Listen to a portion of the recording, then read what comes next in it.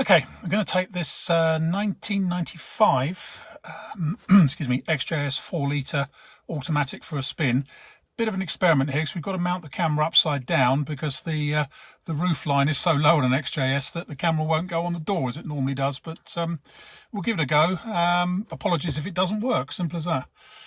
This one's actually got an immobiliser on it and I may have to reset the ignition again. Oh yes I did. Right, undo that.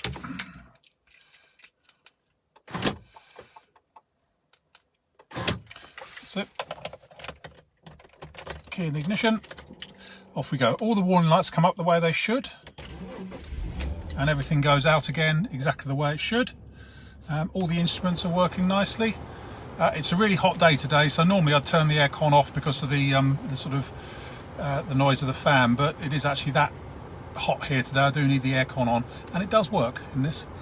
This one's only done 52,000 miles, which we warrant as correct.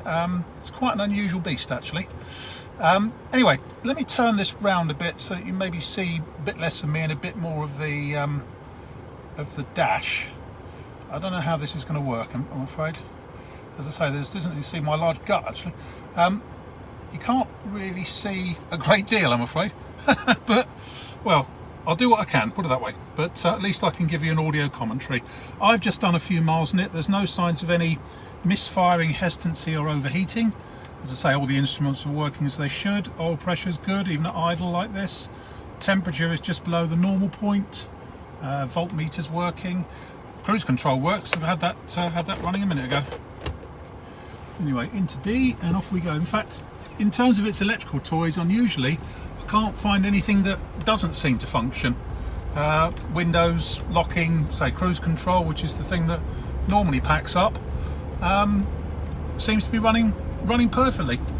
Anyway, this is a very bumpy road, so it does show up any suspension imperfections, and in fairness, this one is not only is it tracking nice and straight, but also there's no unpleasant bumping noises over there from the suspension or from the front ball joints, which is again a common thing on these.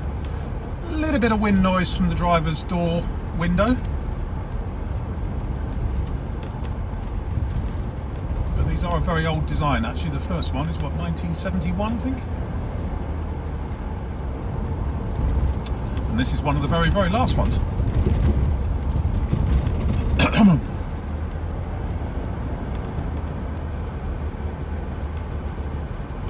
Yes, 52,000 miles. Good history with it as well.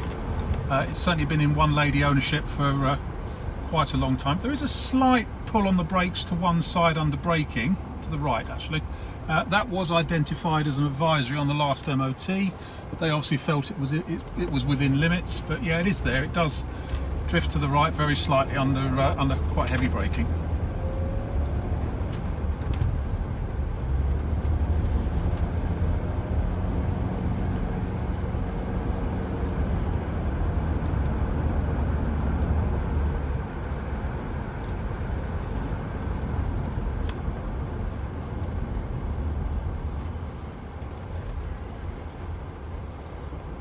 Okay, off we go.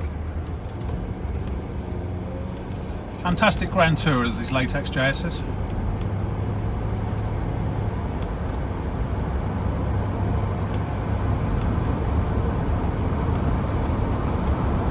As I say, no ride difficulties or anything. It powers along nicely. Front subframe bush is feeling good conditions. It's not wandering all over the road. So just a little bit of excess wind noise from the driver's door just above by my head. Can't feel a draft or anything, but there is a slightly more wind noise than I'd expect.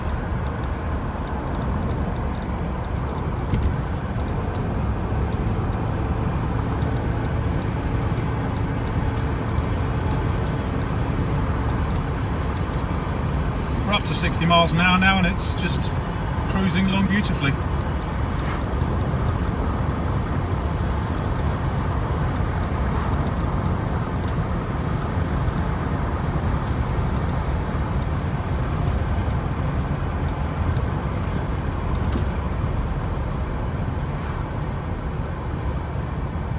gearbox changes gear nicely.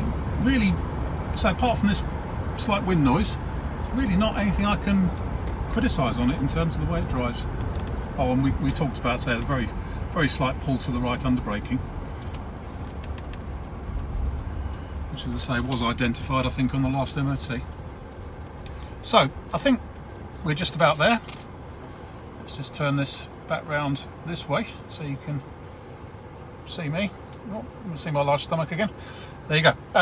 My name's Simon. You can reach me in the office on 0118 907 1495 or via our website, which is www.motodrome.co.uk, if you want to talk about this low mileage late XJS.